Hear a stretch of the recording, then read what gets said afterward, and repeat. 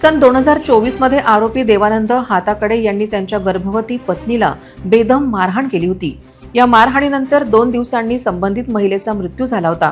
सुरुवातीला सिटी कोतवाली पोलीस ठाण्यात या प्रकरणी आकस्मिक मृत्यूची नोंद करण्यात आली होती। मात्र शवविच्छेदन अहवालात महिलेला झालेल्या मारहाणीमुळेच तिचा मृत्यू झाल्याचे स्पष्ट झाले।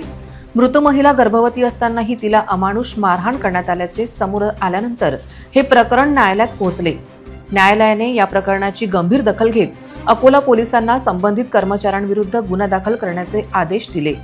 न्यायालयाच्या या आदेशानुसार सिटी कोतवाली पोलिसांनी हत्येचा गुन्हा दाखल करून आरोपी देवानंद हताकडे याला अटक केली।